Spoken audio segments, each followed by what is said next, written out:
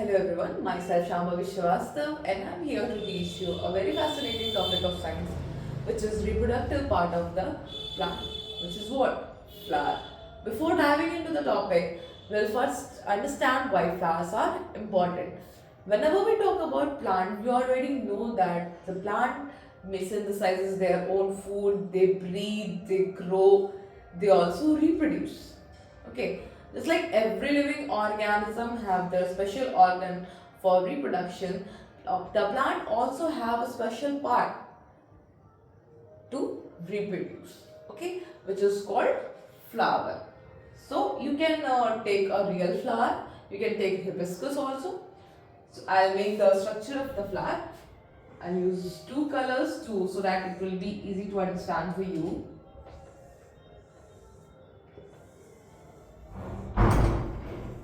Okay.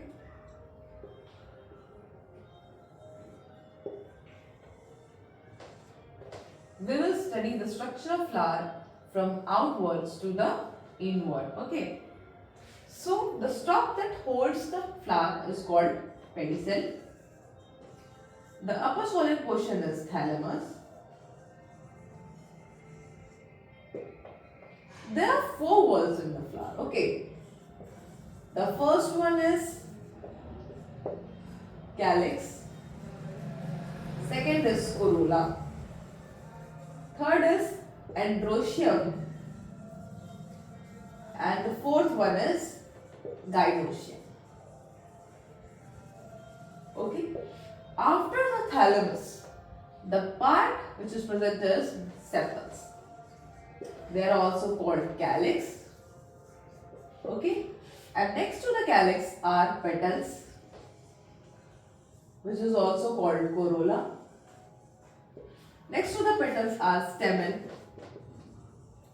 which is also called androecium. It is a male part of the flower, male part.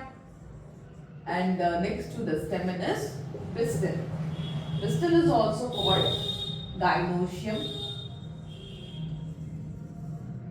Just like a person can have three names, okay? Someone may call you Rahul, some can call you Rohan, some can call you Vijay. Okay, so the structure of the female reproductive part of the flower has three names. Okay, which is called pistil, gynoecium, and carpel. Okay, and the male reproductive part of the flower has two names. The first one is stamen, and the second one is androecium. Okay, if you will look closely to the structure of flower, you will see not all the parts is involved in the process of reproduction. Some are there just to add protection to the flower. Some are there to just add the color to the flower to attract the insects for pollination. Let us understand the role of the four walls first, step by step. Okay, the first one is calyx, the outer wall. It protects the flower. Okay, the role is to protect. The calyx are usually green in color. Okay, they protect the flower. Okay. Next to the calyx is petal. They are colorful part of the flower. They attract insect for pollination. Okay. Next to the petals are stamen, which is the male reproductive part of the flower. You already know that. Next to the stamen is pistil, which is the female reproductive part of the flower. Okay, let us now understand the male and the female reproductive part of the flower closely. Okay.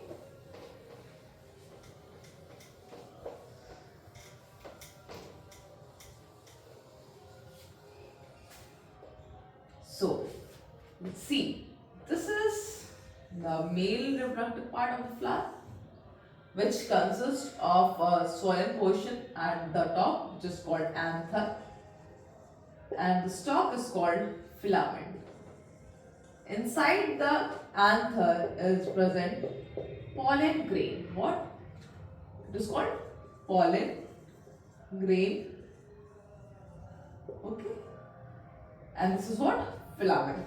The whole structure is called stamen. Okay, the pollen grain is the male gamete of the flower.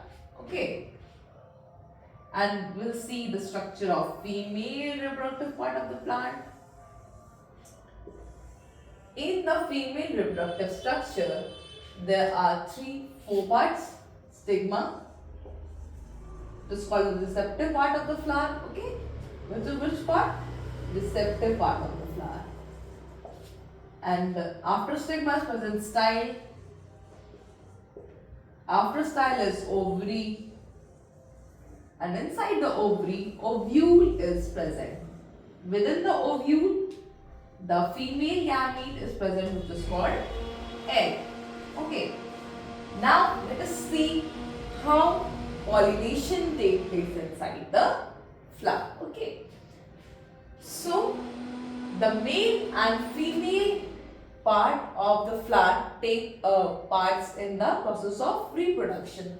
The pollen grain which is produced in the male reproductive part is transferred from the anther to the stigma of the female part of the flower. This transfer of the pollen grain from the anther to the stigma of a flower is called pollination. What? Pollination. This transfer is done with the help of three kinds of agents, which can be air, which can be insects, which can be animals. Okay. The transfer can take place by the help of wind, by the help of insect, by the help of animals. And when this transfer takes place in the same flower, okay, in the flower where the male and female both are present, though both are present in the same flower, the kind of pollination takes place is called self-pollination. And when the pollination takes place, where the transfer of pollen grain from the anther of another flower is transferred to the flower of the female part of the another flower, that kind of transfer is called cross pollination, in which the transfer of the pollen grain is from another flower to the stigma of another flower. This transfer from another flower is called cross pollination. Both these type of pollination can be done by the help of these three agents. Okay. So what happens after pollination? What happens after pollination is the pollen grain that lands on the stigma. Okay. The stigma is the receptive part. The pollen grain that lands here make a pollen tube till the ovule. Okay. Here the transfer of two male nuclei take place. Okay. The transfer from the stigma region to the ovule is done. Okay. And where the male gamete, which is pollen grain, which has two male nuclei, combines with female gamete, which is egg. That combining is called fusion. When the fusion of male gamete and the female gamete takes place inside the ovule, where one male nucleus fuses with the egg, is called fertilization. It is called fertilization.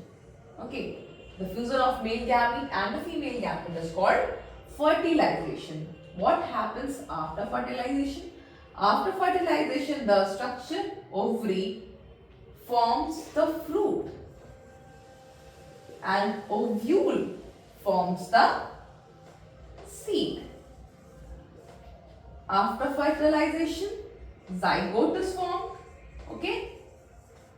After the formation of zygote, ovary turns into fruit, ovule turns into the seed. Okay. So the formation of zygote is done by the fusion of male and female gamete. After the formation of zygote, ovary turns into fruit and ovule turns into the seed. Okay. and all the acidic part sheds away, hence the whole fruit is developed. Okay, I hope the today's lecture is clear to you. Thank you so much.